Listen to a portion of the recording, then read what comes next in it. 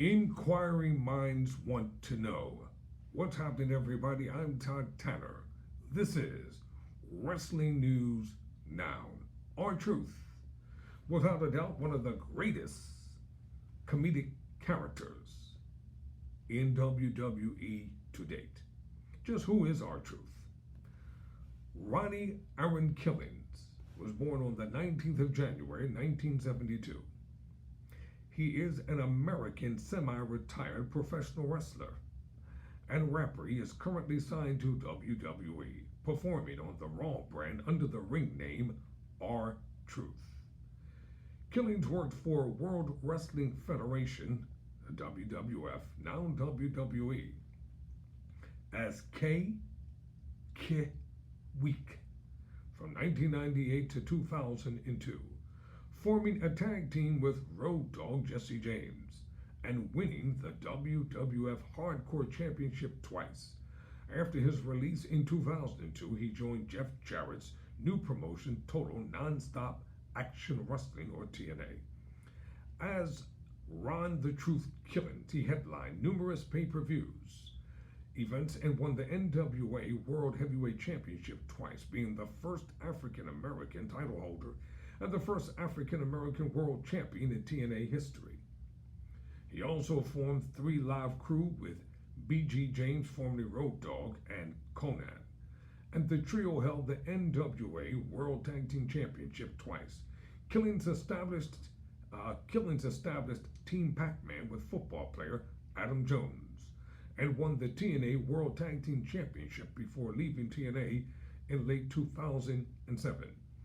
Killings returned to WWE in 2008 and was rebranded as R-Truth, winning the WWE United States Championship and the WWE Tag Team Championship with Kofi Kingston. Over the next several years, he headlines multiple WWE pay-per-view events during the early 2010s, including matches for the WWE Championship and World Heavyweight Championship. He was thereafter used in comedic roles and primarily wrestled on the undercard until 2018, when he teamed with Carmella to win the second edition of Mixed Match Challenge. Ooh, that was a tongue twister. Good thing I didn't cuss on that one. He then captured the United States Championship for a second time in 2019. Later that year, he won the newly instated WWE 24/7 Championship and holds the title for the most reigns at 53. What a career. I gotta give it to you, bro. I gotta give it to you. You're doing your thing, most definitely. Longevity, that's for sure. Ronnie Aaron Killings was born, as I said, on the 19th of January, 1972 in Charlotte, North Carolina. To make extra money in his early 20s, Killings would sell cocaine on the streets for extra income. From a young age, Killings had developed a love for hip-hop and breakdancing and attended Harding University High School, where he competed in football alongside future MLB second baseman Ray Dorham. Killings also competed in track and field and was talented at both sports, receiving various college scholarships, but turned them down to further pursue a career in music. Killings graduated high school at 18, but he also continued dealing drugs in order to help his music career financially and was arrested 4 different times, spending small amounts of time in jail before eventually spending 13 months incarcerated. Killings spoke in an interview with Lillian Garcia that after this incident, he was finished with that lifestyle. Let's talk about his debut on the independent circuit from 1997 to 2002. Jackie Crockett of the National Wrestling Alliance met Killings at a halfway house after Killings was released from prison. He tried to convince Killings to become a professional wrestler, but he was determined to focus on his music career. Killings spent 2 years working on his music career and then contacted Crockett once more and expressed an interest in becoming a wrestler. Crockett, by now the senior cameraman for World Championship Wrestling, took Killings to several WCW and Pro Wrestling Federations events introducing him to wrestling personalities. Killings debuted in the Pro Wrestling Federation, or the PWF, in 1997 as a manager, then spent 3 years traveling and training with Manny Fernandez. In 1999, he debuted in NWA Wildside at K Crush, where he was awarded the newly created NWA Wildside Television Championship on December 12. In 2002, he wrestled for Extreme Pro Wrestling, or XPW, as K. Malik Shabazz.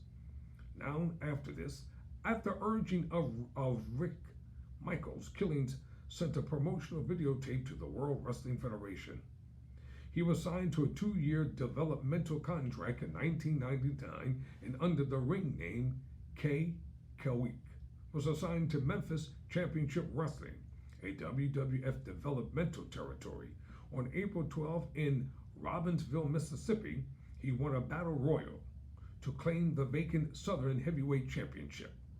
He lost the title to a masked Jerry Lawler on May 24, no brainer there, in Tunica, Mississippi, but reclaimed it from Joey Abs several months later in Memphis, Tennessee on August 19.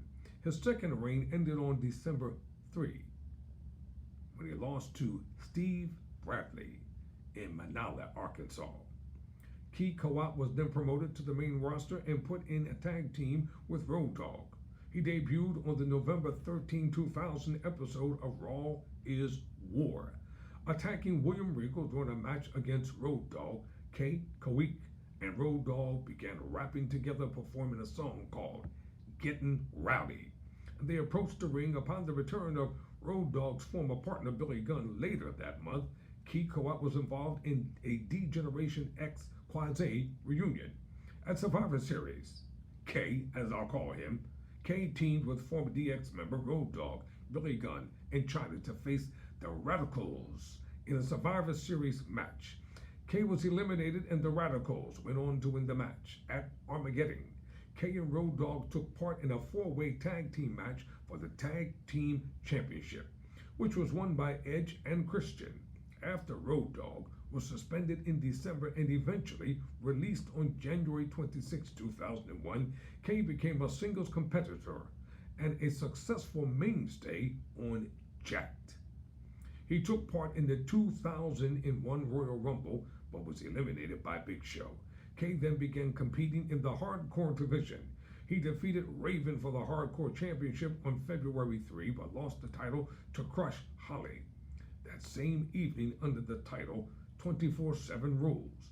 He defeated Raven for the title a second time on the following night, but once again he lost the title to Holly within the space of several hours.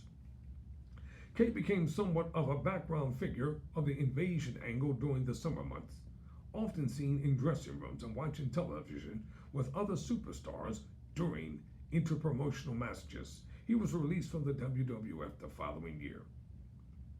Killing signed with the Nashville, Tennessee-based Total Non-Stop Action Wrestling promotion in June 2002 and appeared on the first weekly TNA pay-per-view on June 19 as K Crush. Killings immediately established himself as a heel by harassing NASCAR driver Sterling Merling and Hermie Sadler until he was attacked by Brian Lawler. Later that same evening, he participated in the Gauntlet for the Gold match, but was eliminated by Malice. The following week, Killings lost to Christopher after Marlin and Sadler interfered in their match. On July 3, Killings and Jeff Jarrett defeated Christopher and Scott Hall after Christopher turned on Hall during the match, aligning himself with the Killings and Jarrett. On July 10, Killings defeated Hermie Sadler in a squash match. The decision, however, was overturned after Killings continued to attack Sadler after he had been awarded the match. Well, that's what heels do. They don't pay attention. Come on, y'all. We need some better heels in the business right now. On July 17, TNA pay-per-view, Killings delivered an angry promotion in which he implied that he had been held back as a result of his race. He then stated that he was to be referred to as the Truth. Killings eventually began using his own name, referring to himself as Ron the Truth Killings. Killings defeated Ken Shamrock for the NWA World Heavyweight Championship at NWA TNA 8 on August 7, thus becoming the first ever and to date only recognized African American NWA World Heavyweight Champion in history and the fourth African American in professional wrestling history to win a World Heavyweight title. He successfully defended the title matches with Monty Brown, Jerry Lynn, Low Key, Kurt Hennig, and Scott Hall, before losing on November 20 to Jeff Jarrett, who had the help of Vince Russo. Russo, you need to keep your behind out of the ring. As a result of Russo's involvement, Killings turned into a face. In subsequent months, Killings feuded with Sports Entertainment Extreme before turning into a heel once again by attacking Jarrett on March 19. He later introduced Nelson Knight as his bodyguard. This is a pretty interesting story, and I'm not going to rush through it. I'll give you just a little more. Let me see. Do we have a little more to report?